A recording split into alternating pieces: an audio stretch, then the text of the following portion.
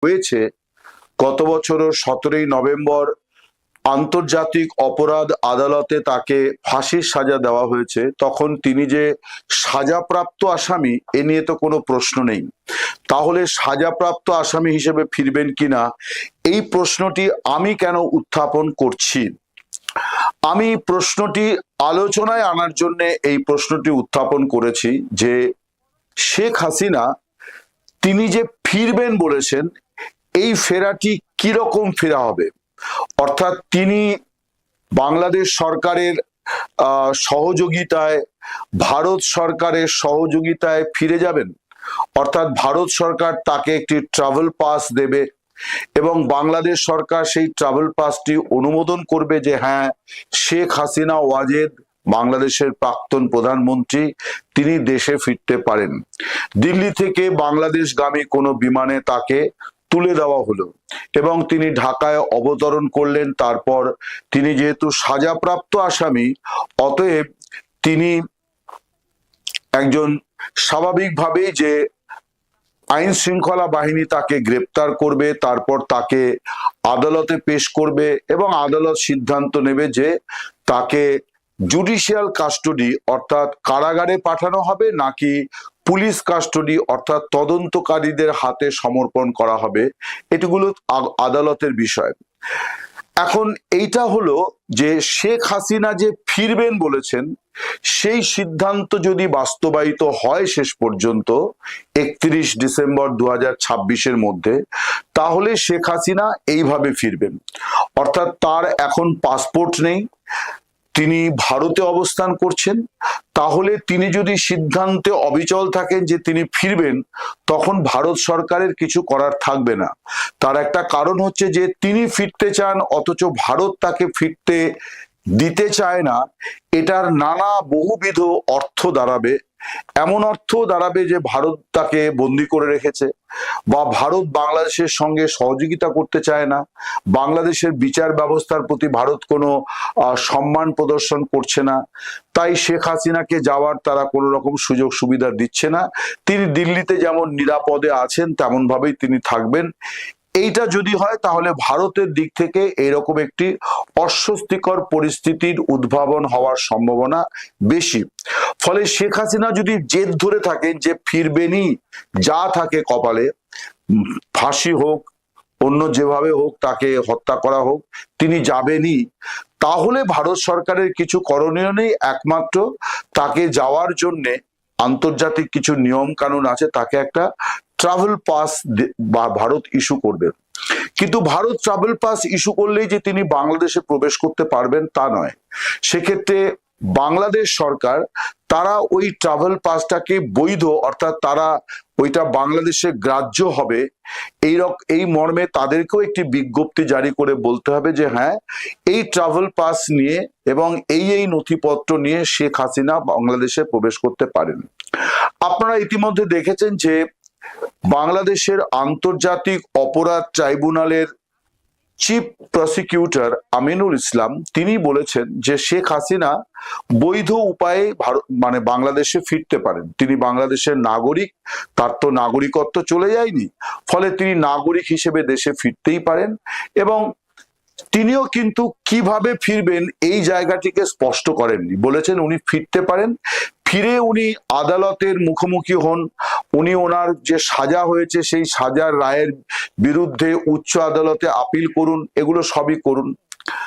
বিএনপির সাবেক নেত্রী, এখন বহিষ্কৃত কিন্তু বাংলাদেশের রাজনীতিতে খুবই ওজনদার আলোচিত একজন রাজনীতিবিদ, রাজনৈতিক ব্যক্তিত্ব, রুমিন ফারহানা, তিনি এখন স্বতন্ত্র বা নির্দল সাংসদ, নির্বাচিত সাংসদ।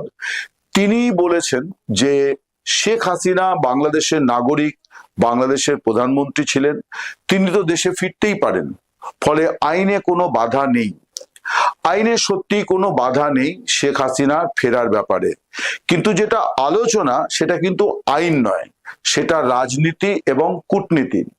সেটি হচ্ছে যে শেখ হাসিনা ফিরতে চাইলেন এবং তিনি ফিরতে পারলেন, এটার মানে হলো যে শেখ হাসিনা তার সিদ্ধান্ত মতো বাংলাদেশে ফেরত গেলেন।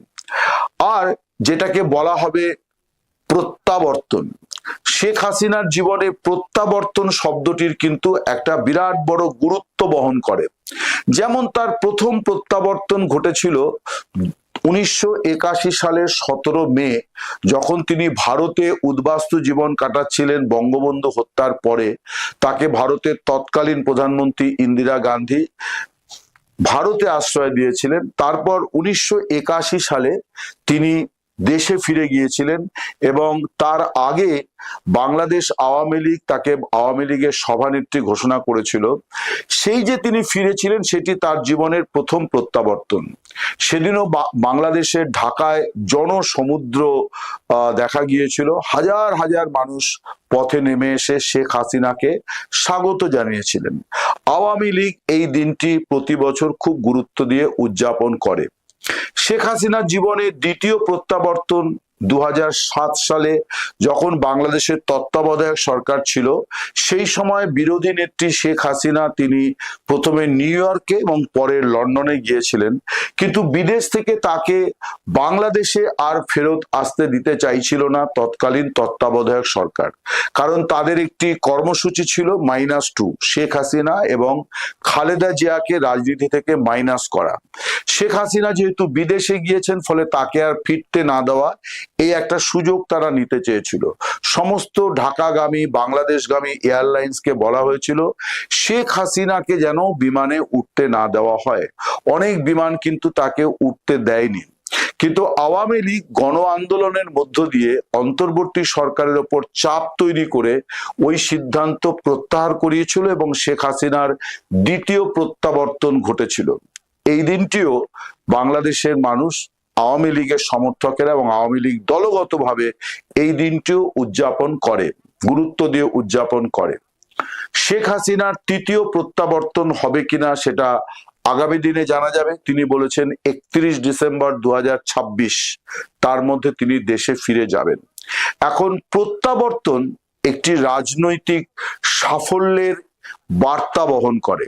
অর্থাৎ একজন মানুষ যিনি ময়দান থেকে খানিকটা যে কোনো কারণেই হোক, দুর্যোগ দুর্বিপাকে, রাজনীতিতে এরকম দুর্যোগ দুর্বিপাক আসে, সেখান থেকে সাময়িক সরে গিয়েছিলেন, অনুপস্থিত ছিলেন, আবার তিনি স্বমহিমায় রাজনীতির ময়দানে ফিরছেন। এটি হলো প্রত্যাবর্তন। কিন্তু প্রত্যর্পণ একটি আইনি শব্দ, যেখানে একজন আসামিকে একটি দেশ থেকে আরেকটি দেশ অর্থাৎ তার নিজের দেশে হস্তান্তর করা হয়। শেখ হাসিনার ক্ষেত্রে প্রত্যর্পণ দাবি করেছে বাংলাদেশ সরকার। বাংলাদেশের বিগত অন্তর্বর্তী সরকার তারাই প্রথম প্রত্যর্পণের দাবি জানিয়ে নথিপত্র দিল্লিতে পাঠিয়ে রেখেছে এবং বর্তমান বিএনপি সরকার তারা মাঝে মধ্যে এই প্রত্যর্পণের বিষয়টি নিয়ে নাড়াচাড়া করে। কিন্তু যদিও তারা খুব যে জোরালো ভাবে শেখ হাসিনাকে ফেরত চাইছে বাংলাদেশে, এমনটি নয়। তার একটা বড় কারণ হচ্ছে যে তারা এইটা জানে যে শেখ হাসিনা বাংলাদেশের মাটিতে পা দেওয়া মাত্র আওয়ামী লীগের যে জাগরণটি হবে, সেই জাগরণ একটা ঘূর্ণিঝড়ের মতো, সেটাকে মোকাবিলা করাটা রাজনৈতিকভাবে শাসক দল বিএনপি এবং বিরোধী শিবিরের জামায়াতে ইসলামী এবং এনসিপি দুই দলের জন্য সেটা খুব ঝুঁকিপূর্ণ হবে। ফলে তারা প্রত্যর্পণ নিয়ে এতদিন পর্যন্ত কিন্তু খুব একটা উচ্চবাচ্য করেননি। কিন্তু যদি শেখ হাসিনার সিদ্ধান্ত অনুযায়ী তার ফেরার ব্যবস্থাটা পাকা হয়ে যায়, তাহলে একটা সাংঘর্ষিক পরিস্থিতি তৈরি হবে। প্রত্যাবর্তন বনাম প্রত্যর্পণ। প্রত্যর্পণ হয় আসামির, অর্থাৎ সেক্ষেত্রে বাংলাদেশ সরকারের দাবি অনুযায়ী ভারত সরকারের সঙ্গে আলাপ আলোচনার ভিত্তিতে ভারত সরকার বাংলাদেশের একজন আসামি, ফাঁসির আসামি শেখ হাসিনাকে বাংলাদেশ সরকারের হাতে সমর্পণ করছে। এই যে প্রত্যর্পণের যে আইনি বিষয়টি, এটিও হবে কিনা সেটা নিয়ে একটা প্রশ্ন আছে। কিন্তু সেটি যদি হয়, তাহলে খেলাটা বিএনপি এবং আওয়ামী লীগ সামগ্রিকভাবে আওয়ামী লীগ বিরোধীদের অনুকূলে চলে যাবে। আর যদি প্রত্যাবর্তন হয়, অর্থাৎ এইরকম কোনো প্রত্যর্পণ হলো না, ভারত সরকারের সঙ্গে কোনো ধরনের নথি বিনিময়, বাদানুবাদ কোনো কিছু হলো না, ভারত সরকার শেখ হাসিনার ইচ্ছায় সায় দিয়ে তাকে ট্রাভেল ডকুমেন্ট অর্থাৎ ভ্রমণ করার জন্য প্রয়োজনীয় নথিপত্র অনুমতিপত্র দিয়ে দিল এবং তিনি ঢাকায় পৌঁছে গেলেন, তাহলে সেটি হবে প্রত্যাবর্তন। প্রত্যাবর্তন মানে আওয়ামী লীগ এবং শেখ হাসিনার রাজনীতিতে পুনরায় আবির্ভাব। এই আবির্ভাব শব্দটি বা প্রত্যাবর্তন শব্দ, এই শব্দগুলির আমাদের সমাজে, আমাদের রাজনীতিতে এবং আমাদের রাষ্ট্রীয় জীবনে এই শব্দগুলির গুরুত্ব তাৎপর্য ভীষণ ভীষণ গভীর। ফলে এই যে শেখ হাসিনা ঘোষণা দিয়েছেন যে তিনি ফিরবেন, আমি অনেকের সঙ্গে কথা বলেছি, একটি ভিডিওতে ইতিমধ্যে বলেওছি যে শেখ হাসিনার এই ঘোষণাকে অনেকে, বাংলাদেশের অনেকে, বিএনপি জামাতের নেতারা, এনসিপির নেতারা ধোঁকাবাজি বলছেন, অনেকে বলার চেষ্টা করছেন, এমনকি আওয়ামী লীগের কিছু বিক্ষুব্ধ লোকজন, ঠোঁটকাঁটা লোকজন বলে তারা নিজেরা দাবি করেন নিজেদেরকে, তারাও বলছেন যে এর ফলে অনেক নেতা কর্মী নতুন করে জেলে চলে যাবে, এই হবে তাই হবে, এসব তারা বলছেন। কিন্তু আমি বহু লোকের সঙ্গে কথা বলে যেটা বুঝেছি, সেখানে আওয়ামী লীগ, বিএনপি, জামাত সকলেই এক বাক্যে একান্তে তারা স্বীকার করেন যে শেখ হাসিনার এই ঘোষণাটা তাদের জন্য খুব চিন্তার। তার কারণ ইনি জেদি মহিলা, ইনি যখন ঘোষণা দিয়েছেন তখন ইনি ফিরবেনই। যদি না বড় কালবৈশাখী হয়, যদি না এমন কোনো রাজনৈতিক পরিস্থিতি তৈরি হয়, যদি না কোনো আন্তর্জাতিক পরিস্থিতি তৈরি হয়, তা যদি না হয়, সমুদ্র যদি নিস্তরঙ্গ থাকে, বঙ্গোপসাগরে যদি উত্তাল ঢেউ না ওঠে, তাহলে শেখ হাসিনা ফিরবেন। বরং রাজনীতির ময়দানে বঙ্গোপসাগরের মতো উত্তাল ঢেউ তাতে উঠতে পারে। অর্থাৎ আওয়ামী লীগের জাগরণ এমন একটা জায়গায় পৌঁছে যেতে পারে যে বিএনপি জামাত এরা নানানভাবে বিপাকে পড়ে যাবে। অনেকে তো হয়তো একটু বাড়িয়েও বলছেন যে সরকার নড়ে যাবে। আমি অতটা মনে করি না। একটা নির্বাচিত সরকারকে ফেলে দেওয়া বা নড়ে যাওয়া এগুলো খুব মুখের কথা নয়। সরকারের বয়স মাত্র 5, 2026-এর ডিসেম্বরে গিয়েও সরকারের বয়স হবে মাত্র 11। ফলে এগুলো নয়, কিন্তু সরকার নিজেরাই নড়বড়ে হয়ে যাবে কিনা এটা কিন্তু একটা বড় প্রশ্ন। যখন বিরোধী মঞ্চে গিয়ে আওয়ামী লীগ হাজির হবে, সক্রিয়ভাবে তারা যখন রাজনীতিটা শুরু করবে, অনেকে বলছেন তারা কার্যক্রম নিষিদ্ধ। কার্যক্রম নিষিদ্ধ এটা তো একটা আইনি পদক্ষেপ, একটি প্রশাসনিক সিদ্ধান্ত। কিন্তু মানুষ যদি পথে নেমায়, মানুষ যদি মনে করে যে আমি আর ঘরে বসে থাকবো না এবং এই কার্যক্রম নিষেধাজ্ঞা আমি মানি না, তাহলে সেই পরিস্থিতি সামাল দেওয়াটা কতটা সহজ হবে এটা একটা বড় প্রশ্ন। কিন্তু যে প্রশ্নটি নিয়ে আমি আলোচনা করতে চাইছি সেটি মূলত হচ্ছে যে প্রত্যর্পণ বনাম প্রত্যাবর্তন। অর্থাৎ শেখ হাসিনা তার ইচ্ছানুযায়ী দেশে ফিরে যাবেন, সেটি হবে প্রত্যাবর্তন। আর যদি বিএনপি মনে করে যে না, আমরা এতদিন চাইনি প্রত্যর্পণ, এতদিন বলিনি ভারত সরকারকে যে আমাদের হাতে তুলে দাও, কারণ তারা জানে যে তাদের সমস্যা হবে, কিন্তু হাসিনা যদি প্রত্যাবর্তনের করেন, সেই যে বার্তা, তার যে ইমপ্লিকেশন, তার যে গুরুত্ব, তার যে তাৎপর্য, যে গভীরতা, রাজনীতিতে যে প্রবাহ তৈরি করবে, সেটাকে আটকাতে হলে কিন্তু বিএনপি সরকার এবং জামাত, এনসিপি সকলের কাছে পথ হচ্ছে প্রত্যর্পণ দাবি করা। প্রত্যর্পণ কিন্তু আবার মুখের কথা নয়। অর্থাৎ বাংলাদেশ সরকার কিছু কাগজপত্র পাঠালো আর ভারত সরকার তাকে তুলে দিল। বাংলাদেশ সরকার বলল যে এই দেখো ইনি ফাঁসির আসামি, অতএব তুমি আমাকে আমার হাতে তুলে দাও। এটা কিন্তু হবে না। তার কারণ একজন ফাঁসির আসামির প্রত্যর্পণ এইটা করতে গেলে পরে ভারত সরকারকেও অনেক 7-5 ভাবতে হবে। তার কারণ তিনি ভারতের অতিথি। ফলে আমি যখন জানি যে একটা দেশ, যে দেশে বিচার ব্যবস্থার নামে ভার্চুয়ালি কিছুই নেই, যখন যাকে যা ইচ্ছে সাজা দেওয়া যায় এবং যখন যার সম্পর্কে যে কোনো রকম রায় বার করে আনা যায়, এবং অবিচারে যে যারা একটা বিরাট নজির তৈরি করেছে, যে বিচার ব্যবস্থায় বিচারটাই নেই, অন্য সবকিছু আছে, এইরকম একটি শাসন ব্যবস্থায় তিনি যে আসামি হন না কেন, বিশ্ব মানবাধিকার সনদ, যেটা রাষ্ট্রসংঘের যে মানবাধিকার সনদ, সেই মানবাধিকার সনদেই কিন্তু শেখ হাসিনার প্রত্যর্পণ সম্ভব নয়। এবং আরো আন্তর্জাতিক নানান ধরনের আইন কানুন আছে যেখানে শেখ হাসিনার জীবনের ঝুঁকি আছে। অতএব এই ঝুঁকি নিয়ে তিনি দেশে ফিরবেন, এইটা খুব মুখের কথা নয়, এটা সহজ বিষয় নয়। তখন কিন্তু আবার ভারত সরকার তাকে বাংলাদেশের হাতে তুলে দেওয়ার বিষয়ে একেবারেই কোনো আগ্রহ দেখাবে না। অর্থাৎ ভারত সরকার শেখ হাসিনার সিদ্ধান্ত অনুযায়ী সিদ্ধান্ত করবে। শেখ হাসিনা যদি তার সিদ্ধান্তে বহাল থাকেন, জেদ ধরে থাকেন যে ফিরবেনই, তাহলে ভারত সরকার একটা ট্রাভেল ডকুমেন্ট তার জন্য ইস্যু করতে পারে।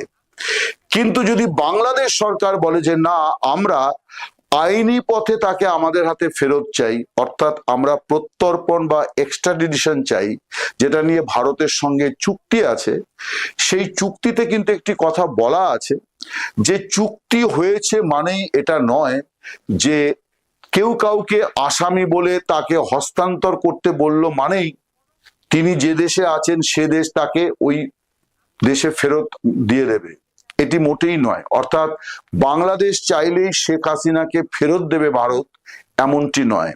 এবং ভারতের ক্ষেত্রে এটা করা অত্যন্ত কঠিনও হবে, তার কারণ তার কূটনীতি, তার রাজনীতি, তার রাষ্ট্রীয় যে ভাবনা, রাষ্ট্রীয় যে সংস্কৃতি, তার পরিপন্থী হবে যে আমার কাছে আশ্রয় প্রার্থী, আমার অতিথি হয়ে থাকা মানুষ। না হলো তথ্য মন্ত্রণালয় থেকে আনুষ্ঠানিকভাবে বলা হলো শেখ হাসিনার খবর প্রচার করা, বক্তব্য প্রচার করা, এই ব্যাপারে আদালতের নির্দেশ মানতে হবে।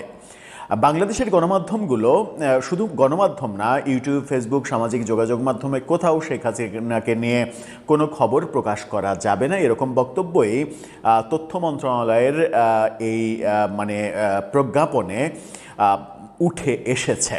এখন প্রশ্ন হচ্ছে, বাংলাদেশের গণমাধ্যম কি শেখ হাসিনার বক্তব্য প্রচার করছে, তার সাক্ষাৎকার প্রচার করছে, নাকি ভিন্ন কিছু করছে? সরকার আনুষ্ঠানিকভাবে এটা ঘোষণা করতে গেল কেন? তার মানে কি এই ঘটনাকে কেন্দ্র করে, রয়টার্সে সাক্ষাৎকার প্রকাশকে কেন্দ্র করে সরকারের মধ্যে এক ধরনের অস্থিরতা তৈরি হয়েছে? সেই অস্থিরতা হওয়ার কারণ কি? কারণ তো থাকার কথা নয়, কারণ নির্বাচিত সরকার 2/3 বেশি আসনে নির্বাচিত হয়ে সরকার গঠন করেছে। এই সরকারের উপরে জনগণের পরিপূর্ণ সাপোর্ট রয়েছে। সেখানে শেখ হাসিনা তো তাদের কাছে একটা গৌণ ব্যাপার হতে পারে। কেন এটা হচ্ছে? আমরা আওয়ামী লীগের সময়ও দেখেছিলাম, লন্ডনে অবস্থানরত তারেক রহমানের বক্তব্য প্রচার করা যাবে না, এরকম বিধিনিষেধ জারি করা হয়েছিল। তখন কিন্তু বাংলাদেশের গণমাধ্যমগুলো তারেক রহমানের কোনো বক্তব্য প্রচার করতে পারেনি। কিন্তু তার মানে কি এই যে তারেক রহমান সম্পর্কিত কোনো খবর সেটা গণমাধ্যমে প্রচার হয়নি?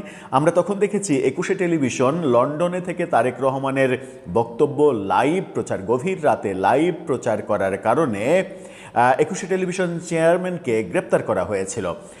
সেই গ্রেপ্তারের পরে 21শে টেলিভিশনের চেয়ারম্যান আব্দুস সালাম তিনি কিন্তু মুক্তি পেয়েছেন শেখ হাসিনা সরকার পতনের পর, 2024-এর 5 আগস্ট পতনের পরে মুক্তি পেয়েছে। তারেক রহমানের বক্তব্য প্রচার করা যাবে না সেই নির্দেশ অমান্য করে 21শে টেলিভিশনের প্রচার, 21শে টেলিভিশনের চেয়ারম্যানকে গ্রেপ্তার করা, এই ব্যাপারগুলো কি আওয়ামী লীগ ঠিক কাজ করেছিল? ঠিক কাজ যে করেনি তার চূড়ান্ত প্রতিফলন তো আমরা দেখেছি 2024-এর 5 আগস্ট। তো তাহলে একই কর্মকাণ্ড, একই পথে কেন বিএনপি হাঁটতে চাইছে? আমরা তো একটা পরিবর্তন প্রত্যাশা করেছিলাম। আওয়ামী লীগ যে ভুলগুলো করেছে সেই ভুলগুলো নতুন সরকার করবে না, এটাই তো আমাদের প্রত্যাশা। একই কাজ কি করছে, নাকি বক্তব্যের মধ্যে ফারাক রয়েছে? নাকি শেখ হাসিনার বক্তব্য প্রচার আর বিদেশি গণমাধ্যমে প্রচারিত খবরকে বিশ্লেষণ করে সেই খবরের উদ্ধৃতি দিয়ে সেটা প্রচার করা, দুইটাকে একসাথে গুলিয়ে ফেলছে তথ্য মন্ত্রণালয়? আসলে কোনটা হচ্ছে? চলুন একটু বুঝে দেখার চেষ্টা করি এই ভিডিওতে। থাকবেন পলিটিক্স টিভির নিয়মিত আয়োজনে।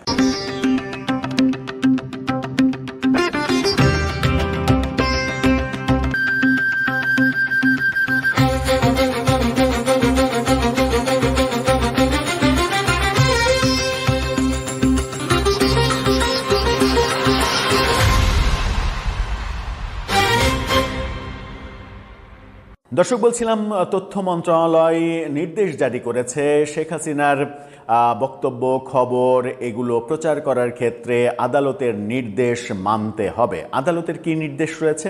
আদালতের আন্তর্জাতিক অপরাধ ট্রাইব্যুনালের নির্দেশ রয়েছে, দণ্ডপ্রাপ্ত আসামি, পলাতক আসামি শেখ হাসিনার কোনো ধরনের বক্তব্য, অডিও, ভিডিও এগুলো প্রচার করা যাবে না। গণমাধ্যমে, সামাজিক যোগাযোগ মাধ্যমে, ইউটিউবে, ফেসবুকে এটা প্রচার করা যাবে না। প্রচার করলে সেটা আইনত অপরাধ হবে। খুবই ভালো কথা।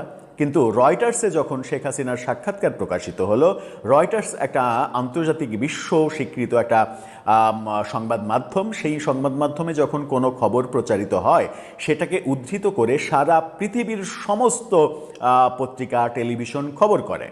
তো রয়টার্সে একটা প্রকাশিত খবর, যেটা রয়টার্স প্রকাশ করেছে, সেটাকে উদ্ধৃত করে কোনো খবর যদি বাংলাদেশের গণমাধ্যমে প্রকাশিত হয়, সেটাকে কি আমরা শেখ হাসিনার বক্তব্য প্রচার করা বলতে পারি?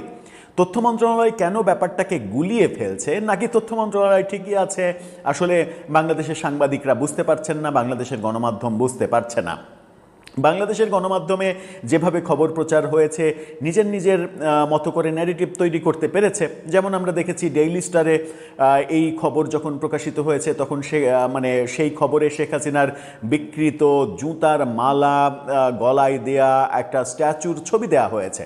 তো ডেইলি স্টার মনে করেছে যে শেখ হাসিনাকে এখানে বিকৃতভাবে উপস্থাপন করাটাই তাদের কাজ। ডেইলি স্টার করেছে, তাদের স্বাধীনতা।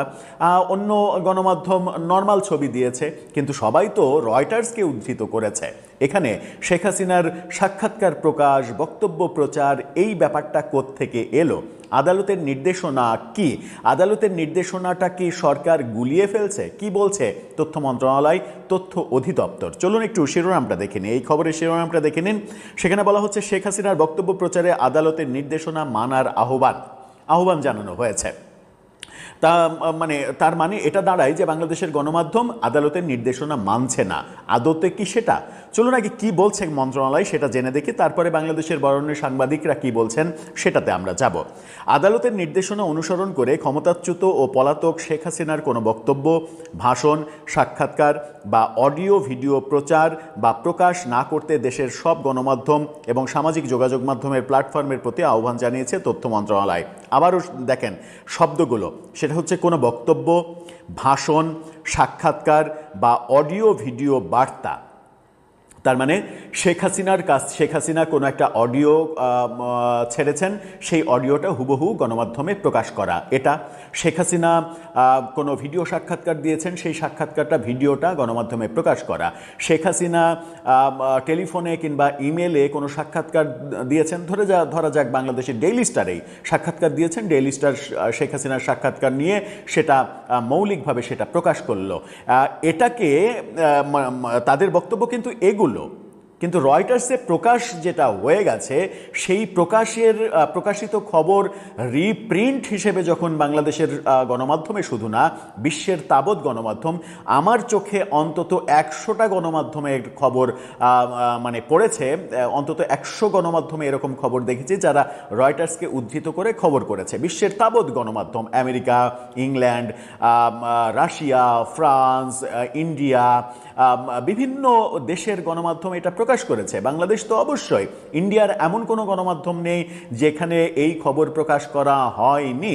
তাহলে রয়টার্স একটা বার্তা সংস্থা, তার খবরকে উদ্ধৃত করে সারা পৃথিবীর গণমাধ্যম খবর করে, তো সেটাকে রিপ্রিন্ট বলে। তো রিপ্রিন্ট কি শেখ হাসিনার সাক্ষাৎকার প্রকাশ করা?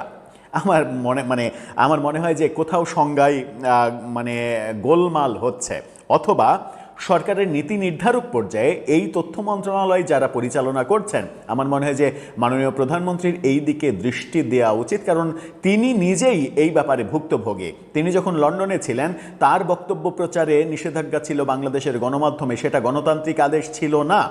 তো গণতান্ত্রিক আদেশ ছিল না, তখনও কিন্তু শেখ হাসিনা সরকার, আওয়ামী লীগ সরকার বলেছিল দণ্ডপ্রাপ্ত আসামির কোনো বক্তব্য প্রচার করা যাবে না, এবং গণমাধ্যম করেও নেই।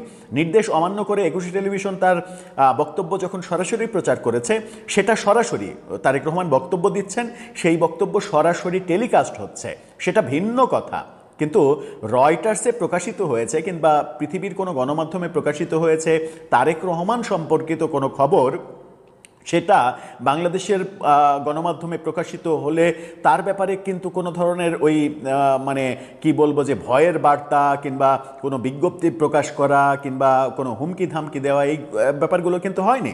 একুশে টেলিভিশনের চেয়ারম্যানকে গ্রেপ্তার করা হয়েছিল ওই বক্তব্য সরাসরি টেলিকাস্ট করার জন্য, যেটাও কোনোভাবেই গণতান্ত্রিক না, সেটা অগণতান্ত্রিক আচরণ ছিল। সেটা টের পেয়েছে 24-এর 5 আগস্ট আওয়ামী লীগ সরকার পতনের মাধ্যমে। তার আগে কিন্তু তারা টের পায়নি, তার আগে সেগুলো তারা আমলেও নেয়নি।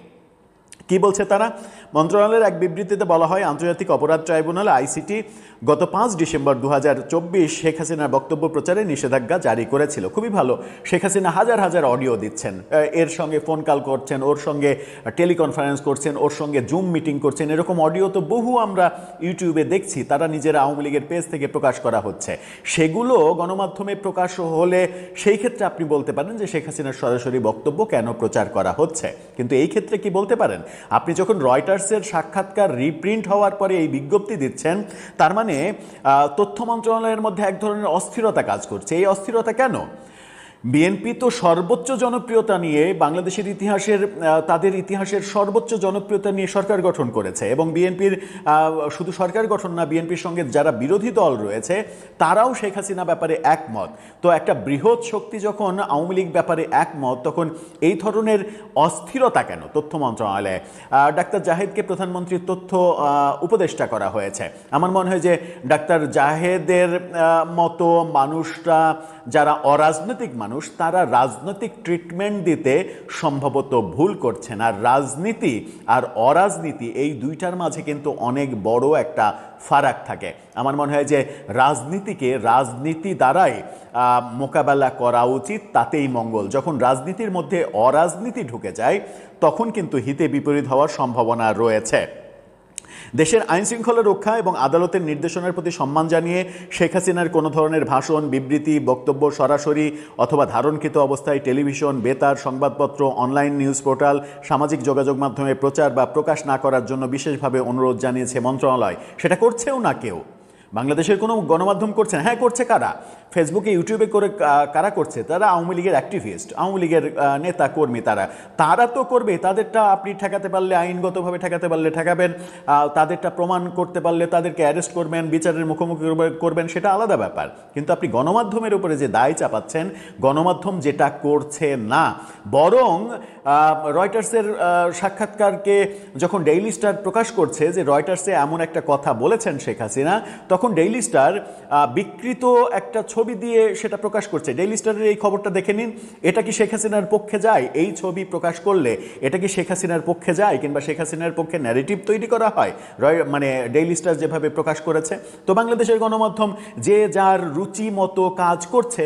ডেইলি স্টারের এই খবরটা নিয়ে অবশ্য আওয়ামী লীগের অ্যাক্টিভিস্টদের মধ্যেও চরম রাগ আমরা দেখছি যে ডেইলি স্টার এভাবে বিকৃত ছবি প্রচার করেছে। ডেইলি স্টার মনে করেছে এটা করা উচিত, করছে।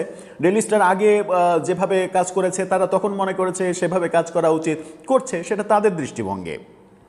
সরকার আশা প্রকাশ করে দেশের সব গণমাধ্যম, সংশ্লিষ্ট অংশীজন এবং নাগরিকরা প্রচলিত আইন এবং আদালতের নির্দেশনার প্রতি যথাযথ সম্মান প্রদর্শন করবেন এবং তা বাস্তবায়নে সহযোগিতা করবেন। এই বক্তব্য দিচ্ছে তারা। এই বক্তব্য যখন মন্ত্রণালয় দিচ্ছে, তখন আমরা কি দেখছি? তখন আমরা দেখছি যে সাংবাদিক আনিস আলমগীর এটা নিয়ে কথা বলছেন।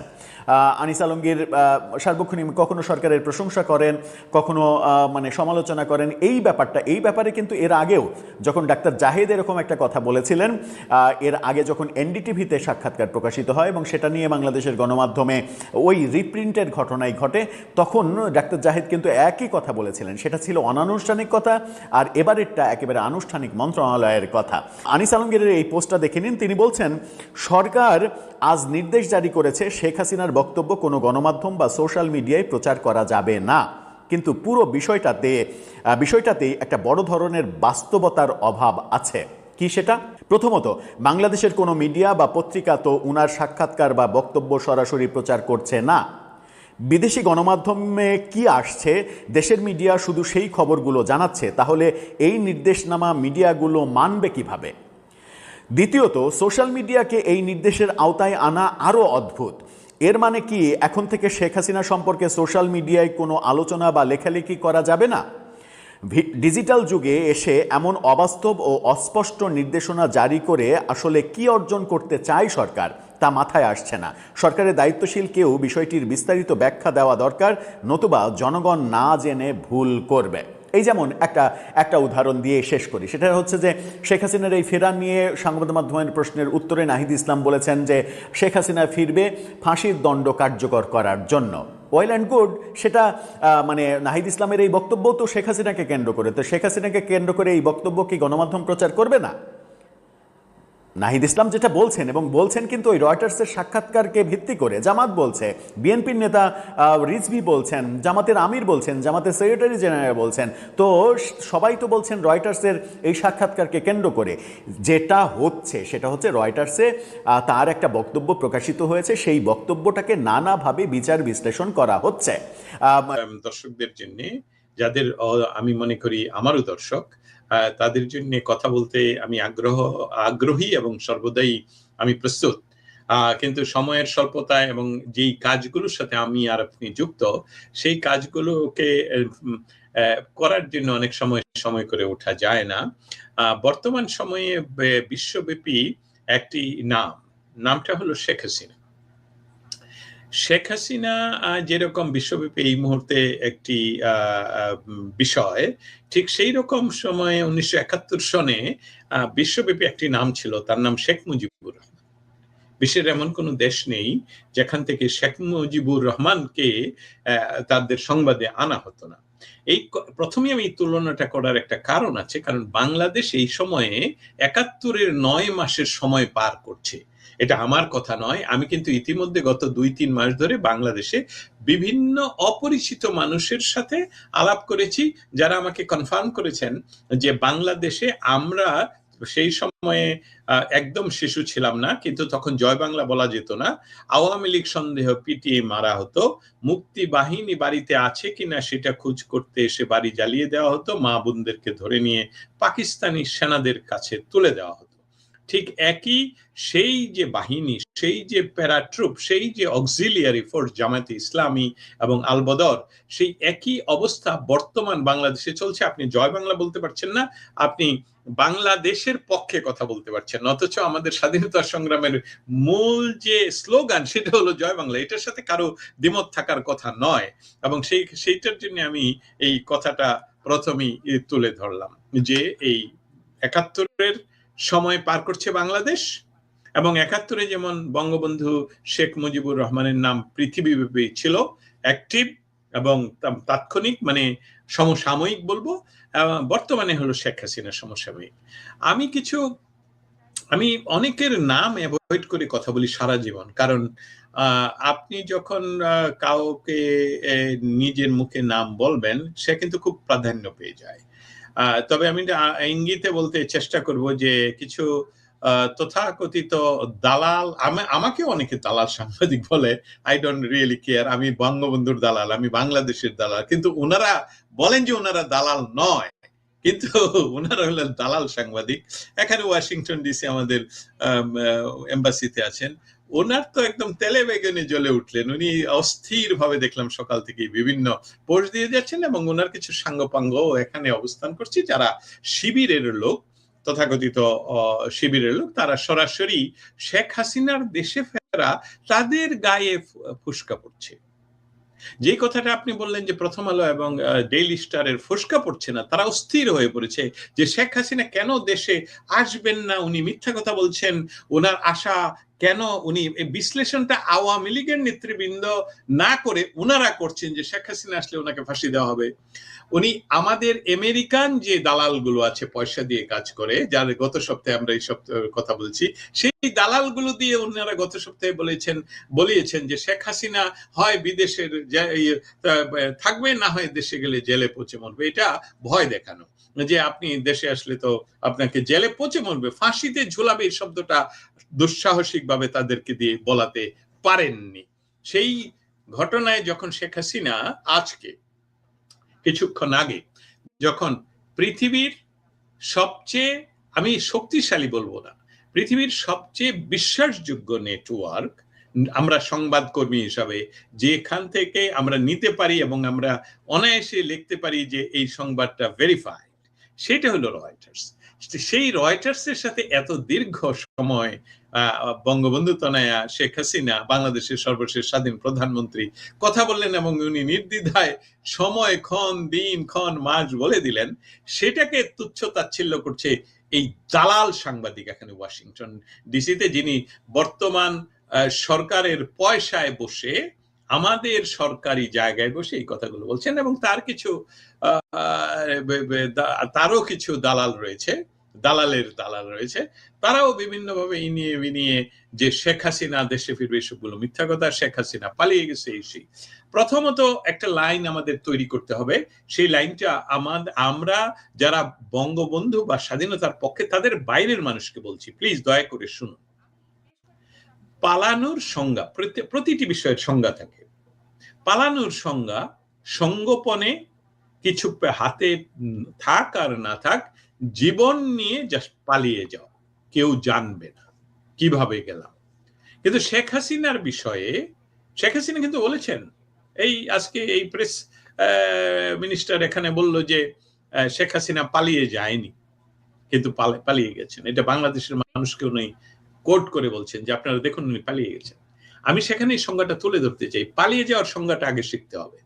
পালিয়ে যাওয়ার সংজ্ঞায় শেখ হাসিনা পালিয়ে যাননি, কারণ তাকে বাংলাদেশের বিমান বাহিনীর নিজস্ব বিমানে করে প্রোটোকল দিয়ে, গ্রেফতার নয়, জোর করে নয়, প্রোটোকল দিয়ে ভারতের সাথে যোগাযোগ করে, বাংলাদেশের আর্মি, ভারতের আর্মি যোগাযোগ করে ওনাকে সেখানে যেটাকে বলে সিকিউরিটি দিয়ে, প্রোটোকল দিয়ে পৌঁছিয়ে দেওয়া হয়। এখন পৌঁছিয়ে দেওয়ার এই বিষয়টা শেখ হাসিনা যতদিন নিজে না বলবেন, ততদিন পর্যন্ত আমরা তো স্পেকুলেট করতে পারবো, আমরা তো সত্যটা জানবো না। অতএব বিষয়টা হলো, এখানে পালিয়ে গেলেন কি করে? পালিয়ে গেলে তো দেয়াল টপকাতে হয়, পালিয়ে গেলে তো অন্ধকারে যেতে হয়, পালিয়ে গেলে তো গোপনে যেতে হয়, সংগোপনে যেতে হয়, পালিয়ে গেলে তো অনেক কিছু সাথে থাকে না। সো আমরা এই বিষয়টাকে, যতই আপনারা এই ন্যারেটিভটা তৈরি করার চেষ্টা করুন না কেন, বাংলাদেশের আমি বলবো 99% মানুষ ইতিমধ্যে জেনে গেছে। এমনকি জামায়াতে ইসলামীর যারা অন্ধভাবে বিশ্বাস করতেন যে শেখ হাসিনাকে আমরা দেশ থেকে বাধ্য করেছি, তারাও জানেন যে না, শেখ হাসিনা শেষ মুহূর্ত পর্যন্ত পালিয়ে যাননি, এবং শেষ মুহূর্তে বলছেন আমাকে মেরে ফেলো, আমি যাব না। এটাই হলো ওনার সর্বশেষ কথা। অতএব এখন যারা এই মতিউর রহমান একজন communist, we have to say that. আমরা বলি না বলে উনি পার পেয়ে যাচ্ছেন। উনি একজন কমিউনিস্ট, এবং একজন কমিউনিস্ট যখন নষ্ট হয়, সে পচে যায়, পচা মানুষ হয়ে যায়, সে পচা শামুক হয়ে যায়, এবং সে এখন সুপার মার্কিনীদের দালাল। আমি মার্কিনী, আমি আমার দেশ আমেরিকা, কিন্তু আমার দেশের এই অধিকার রয়েছে, আমি এই দেশে বসে আমি যে কোনো বিষয়ই সমালোচনা করতে পারি। বাংলাদেশ আমেরিকার অংশ হবে সেটাতে আমার, বা আমেরিকা যদি 51 স্টেট হিসেবে বাংলাদেশকে গ্রহণ করে এবং বাংলাদেশের মানুষ এটা মেনে নেয়, তাহলে আমার কি অসুবিধা কি? আমি তো এমনি ইমিগ্রেশন নিয়ে আমেরিকান হয়ে বসে আছি, তাই নয়? কিন্তু বিষয়টা হলো সার্বভৌমত্বের প্রশ্ন। সেই সার্বভৌমত্বের প্রশ্নে শেখ হাসিনা আপোষহীন ছিলেন বলেই আমাদের এই ব্যবস্থাটার পরিবর্তন করতে যারা এখানে শত কোটি ডলার ইনভেস্ট করেছেন, তাদের ভিতরে ডক্টর ইউনূসের যে ব্যবসা, বাংলাদেশের যে নেটওয়ার্ক, যে এই নেটওয়ার্কের ভিতর থেকে যে টাকা, সেই টাকা সে ইউজ করেছে জাস্ট শেখ হাসিনাকে করে দেওয়ার জন্য, ক্ষমতাচ্যুত করার জন্য। এখন এই ক্ষমতাচ্যুত করার সাথে আমেরিকার পলিসি মেকারদের সাথে তাদের যে কথা, তাদের যে চুক্তি, তাদের যে বার্তা, সেইটার দেখা যাচ্ছে এই শেখ হাসিনা এটা কি করছে? মিশর বলছি, সিরিয়ার প্রেসিডেন্ট রাশিয়া গিয়ে আর কথা বলে না। সেখানে যে আইসিসের লোক ছিল, চরম বিদ্বেষী, চরম উগ্রবাদী, সে এখন তার সবকিছু ফেলে দিয়ে সে ওইখানে একটা সরকার তৈরি করছে, যেখানে দেখা যাচ্ছে সে এমনকি নন উগ্রবাদী মেয়েদেরকেও সেই নিচ্ছে। অতএব সেখানে দেখা যাচ্ছে যে সিরিয়ার প্রেসিডেন্ট চলে যাওয়ায় সেখানে ভ্যাকুয়াম তৈরি হয়নি, কারণ সেটা দীর্ঘমেয়াদী, সেখানে অন্য একটা ব্যবস্থা। বাংলাদেশের প্রেক্ষিত ডিফারেন্ট। বাংলাদেশের আবহাওয়া সিরিয়ার আবহাওয়া এক নয়। বাংলাদেশে আমরা মাছ ভাত খাই, সিরিয়াতে মাছ ভাত খায় না। বাংলাদেশ আমরা মনসুনের দেশ, সেখানে মনসুনের দেশ নয়। অতএব এটা বুঝতে হবে, শেখ হাসিনা বঙ্গবন্ধুর কন্যা, এবং বঙ্গবন্ধু হলো বাংলাদেশের জাতির পিতা, বাঙালি জাতির পিতা শুধু নয়। তারা ভারতবর্ষে আমাদের যে পশ্চিমবঙ্গ, সেখানেও বঙ্গবন্ধুকে বঙ্গবন্ধু বলা হয় এবং জাতির পিতা বলা হয়, এবং তার মূর্তি সেখানে রয়েছে এবং সেটাকে শ্রদ্ধা দেখানো হয়। অতএব শেখ হাসিনা যখন নিজে ডিক্লার করলেন যে আমি আমি আমি আমি আসলে অন্য একটা আমার লেখা জিনিস মনে হয়েছিল যে আপনাকে পড়ে শোনাবো, বাট আমি এটা করছি না, আমি শুধু এটা বলছি যে শেখ হাসিনা যখন ডিক্লার করলেন মরতে হয় আমি বাংলাদেশের জেলে মরবো, কারণ তোমরা বলছো আমি নাকি পালিয়ে গিয়েছি। আমি পালিয়ে যাব কেন? বাংলাদেশের যে মেটিকুলাসলি ডিজাইন ডাকাত সরকার বসেছিল, তারা বারবার ভারতকে হুমকি দামকি দিচ্ছে, শেখ হাসিনাকে ফেরত দাও, শেখ হাসিনাকে ফেরত দাও। আরে ভাই, শেখ হাসিনা এখন নিজে আসতে চাই, তাহলে আপনারা কেন লিখবেন? মতিউর রহমান সাহেব কেন লিখবেন? কেন মতিউর রহমানের গংরা কেন লিখবেন? কেন আমেরিকান যারা এই ইয়ার সাথে যুক্ত, পয়সা বা ভুক্ত, তারা কেন বলবেন শেখ হাসিনা জেলে বসবে? এটা তো শেখ হাসিনা ডিসিশন, ওয়েলকাম। তারা বলেন না কেন কবে আসবেন ভাই? আমরা তো আপনার জন্য দাঁড়িয়ে আছি, জেলের রাস্তা আপনার জন্য দাঁড়িয়ে আছে। অন্য যে আমাদের তো ওই যে ভারতের সাথে যে আমাদের চুক্তি, যে উনাকে বন্দি বিনিময়, সেই চুক্তির তো প্রয়োজন হচ্ছে, ব্যবহার করতে প্রয়োজন হচ্ছে না। কেন ওনারা খুশি হচ্ছেন না? কই তারেক জিয়া তো 17 বছরে 1 সেকেন্ডের জন্য বলেন নাই যে আমি আসছি। 1 সেকেন্ডের জন্য উনি বলেন নাই আমি আসছি। এমনকি ওনার যখন সমস্ত রাস্তা ক্লিয়ার, তখনও তিনি বলছেন আমার যাওয়াটা শুধু আমার উপর নির্ভরশীল নয়। আর শেখ হাসিনা সুস্পষ্টভাবে বলেছেন আমার যাওয়া আমার উপর নির্ভরশীল। আমি যাচ্ছি, এতে আন্তর্জাতিক কোনো লবিং এর প্রয়োজন নেই, এমনকি ভারতবর্ষের সাথে আমি আলাপ করিনি। এটা কিন্তু ইয়াকে আমি একটু ইন্টারাপ্ট করছি। ভারত সরকারের পক্ষ থেকেও কিন্তু বারবার বলা হচ্ছে যে শেখ হাসিনার দেশে ফেরার বিষয়টি পুরোপুরি শেখ হাসিনার উপরেই নির্ভর করছে। ভারত সরকার এই ক্ষেত্রে কিছু করবে না। যখন শেখ হাসিনা যেতে চাইবে, যদি যেতে চান যাবেন, থাকতে চাইলে থাকবেন। ভারত এই কথাটা বারবার, যশোর বারবার এটা বলছেন। সরি, আমি ইন্টারাপ্ট করলাম আপনাকে। না, আপনার সরি না, এটা ইন্টারাপ্ট করা খুব প্রয়োজন, কারণ আমরা তো সম্মিলিতভাবে কথা বলছি, আমি এককভাবে কথা বলবো। সেখানে ভারতের সরকার, আমি ভারতের সরকারের কথাটা আপনি তুলে ধরলেন, ধন্যবাদ। আমি শেখ হাসিনার রয়টার্স যিনি যেটা বলছেন সেটা তুলে ধরছি। শেখ হাসিনা বলছেন যে আমি যাচ্ছি আমার দেশে ফেরত, এখানে ভারতের সাথে আমার আলাপের কি প্রয়োজন, এবং ভারতের সাথে আমার এই বিষয়ে কোনো আলাপই নেই। ভারত এটাতে বাধাও দিবে না, ভারতের সাথে আমি আলাপও করিনি। আমি যাব আমার মতন করে বাংলাদেশে, এবং বাংলাদেশে গিয়ে যদি আমার জেলে যেতে হয় আমি জেলে যাব। উনি আরেকটা কথা বলেছেন, আমি আত্মসমর্পণ করব। এই কথাটার অনেক বিশ্লেষণ হচ্ছে, অনেক ভাবে করুক। আমি যেহেতু এই মুহূর্তে আইনজীবী হিসেবে কথা বলছি না, আমি একজন সংবাদ বিশ্লেষক হিসেবে কথা বলছি, সেই জন্য আমি বলছি উনি আত্মসমর্পণের কথা, যেহেতু ওনার বিরুদ্ধে কেস আছে এবং সেই কেসটার রায় আছে, এবং সেই রায়ের বিরুদ্ধে আপিল করতে হলে ওনাকে অবশ্যই কোর্টে সাবমিশন করতে হবে। তবে পৃথিবীর ইতিহাসে বহু, এবং বাংলাদেশেও ইতিহাস রয়েছে যে এই ধরনের ভিআইপি শ্রেণীর যাদের বিরুদ্ধে হয়, এই ধরনের অনুপস্থিতিতে রায় হয়, তাদেরকে সরাসরি গ্রেফতার না করে তাদেরকে সুযোগ দেওয়া হয়, সময় দেওয়া হয়, তারা যাতে কোর্টে গিয়ে আবেদন করতে পারে যে আমি এখন উপস্থিত, এবং আমাকে আমাকে বেল দিয়ে আমাকে আমার আইনি যে বিষয়টা, যে আমাকে প্রটেক্ট করার জন্য আইনি সে ব্যবস্থা আমি নিব। কিন্তু দেখুন,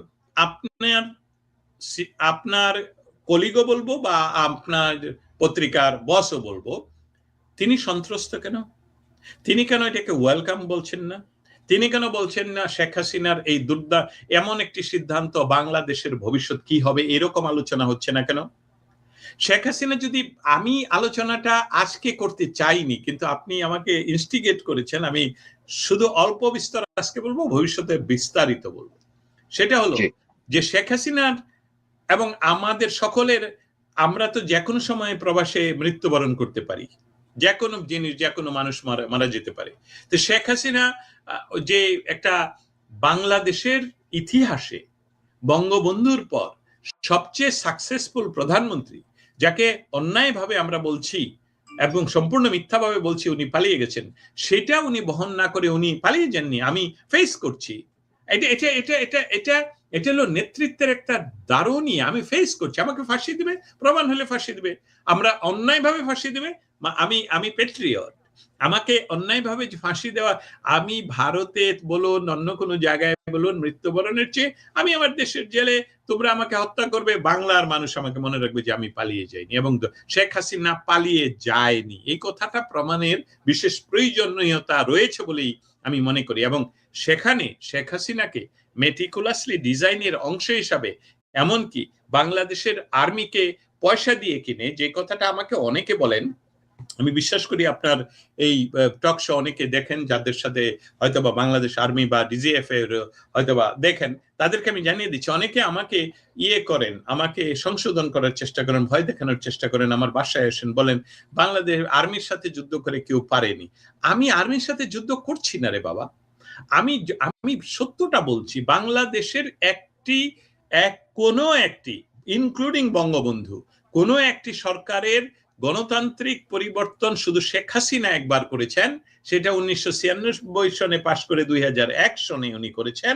তাছাড়া সমস্ত সরকার পরিবর্তনে এই বাংলাদেশের আর্মি যাদের প্রতিশ্রুতি হলো বহিঃশত্রুর আক্রমণ থেকে দেশকে রক্ষা করা, আমার টাকা, বঙ্গবন্ধু যেভাবে বলেছেন, আমার জামার টাকা দিয়ে অস্ত্র কিনেছি বহিঃশত্রুর আক্রমণ থেকে দেশ রক্ষা করার জন্য, আর সেই অস্ত্র ব্যবহার হচ্ছে আমার গরিব দুঃখী মানুষের বুকে। ঠিক এই বিষয়টি আর্মিরা যদি সেদিন, হ্যাঁ, নির্বাচন নিয়ে আমেরিকা আমার সামনেই কথা বলেছেন যে আমরা এই নির্বাচনকে ইনক্লুসিভ বলি না। ইনক্লুসিভ বলে না একটা বিষয়, আরেকটা বিষয় হলে নির্বাচনকে আমরা মানি না, সেটা তো বলেননি। বলছে যে আমরা বাংলাদেশ সরকারের সাথে কাজ করব, এই নির্বাচনটা ইনক্লুসিভ না। এখন নির্বাচনটা ইনক্লুসিভ কি এইবার হলো? এবার কি ইনক্লুসিভ হলো? তখন তো নিষেধ ছিল না। অতএব শেখ হাসিনা যে দেশে ফিরবে, সেটাতে যাদের গাত্রদাহ, এখন এটা শতভাগ এইভাবে প্রমাণিত যে শেখ হাসিনাকে জাস্ট সরিয়ে দিয়ে বাংলাদেশকে আবার 71-এর পরাজিত শক্তির কাছে ফিরিয়ে দিয়ে বাংলাদেশ যে উন্নয়ন করছে, বাংলাদেশের মানুষের যে আয় হচ্ছে, সেটাকে ধ্বংস করার জন্য এই ব্যবস্থাটা করেছিল। এবং তার সাথে আপনার এককালীন কলিগ অথবা সম্পাদক যার নাম মতিউর রহমান, উনিও যুক্ত, এবং আমি মনে করি ডেইলি স্টারের সম্পাদক উনিও যুক্ত, এবং বিরাট একটি গোষ্ঠী এর সাথে যুক্ত। অতএব তাদের ভয় সবচেয়ে বেশি, কেন শেখ হাসিনা ফিরবে? ওয়াই? আপনি বিদেশে বসে থাকেন, আপনাকে তো কেউ আমরা ডিস্টার্ব করছি না, আপনি বাংলাদেশে আসবেন কেন? বাংলাদেশে আপনার কি? কিন্তু বাংলাদেশের আমি মনে করি এই মুহূর্তে 80 to 85% পিপল, মানুষ, জনসাধারণ চাচ্ছে শেখ হাসিনাকে দুইটা ভাগে মানুষ চাচ্ছে, এটা আমার ধারণা, যেটা নিয়ে আমি পরবর্তীতে কথা বলবো। দুইটা ভাগে চাচ্ছে। একটা ভাগ হলো শেখ হাসিনাকে চাচ্ছে মরি বাঁচি আপনি আসুন, আপনি আমাদের লিডার, আমরা জান দিব, প্রাণ দিব, রক্ত দিব। আরেকটা হলো যে আপনি চ্যালেঞ্জ নিছেন, অতএব আসুন দেখি। হ্যাঁ, অতএব এই দুইটা গ্রুপের বাইরে একটা গ্রুপ রয়েছে, তারা কিন্তু মনে প্রাণে চায় শেখ হাসিনা দেশে ফিরুক, এবং শেখ হাসিনার উপর যে অন্যায়গুলো হবে, অত্যাচারগুলো হবে, সেটাতে বাংলার মানুষ খেপে উঠবে, এবং সেটা শেখ হাসিনা ভালো করে বুঝেন, এবং সেটাই মতিউর রহমান বুঝেন। এবং মতিউর রহমানরা যেহেতু অনেক আগ থেকেই কুটো রাজনীতি, মানে যেটাকে আমরা বলি কুতর্কে তারা যুক্ত থাকেন, সেইটা নিয়ে তারা ভয় পাচ্ছেন যে শেখ হাসিনা যদি এমন কি দাঁড়াতে পারেন বাংলার মাটিতে, তাহলে ওদের বিচার হবে। আমি দুইটা প্রশ্ন আমার মাথায় ঘুরছে এবং এই দুইটা আপনাকে করব।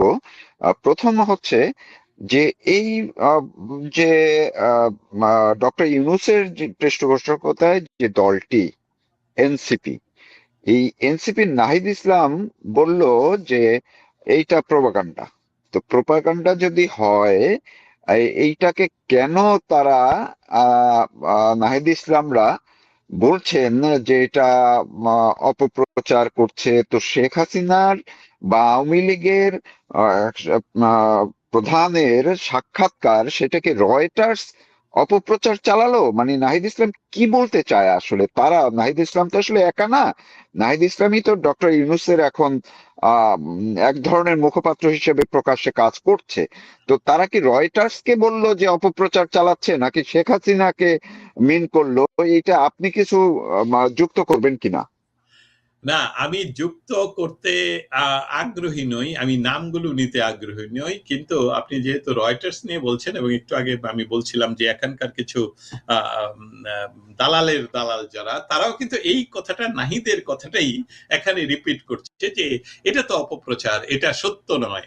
আচ্ছা, ওকে, রয়টার্সকে, এবং রয়টার্সকে মেনশন করে অনেকে লিখছে ফেসবুকে আমার জি, কাছাকাছি, এবং তারা জি। নাকি আবার সাহিত্যিক, কবি, সাহিত্যিক, সাংবাদিক।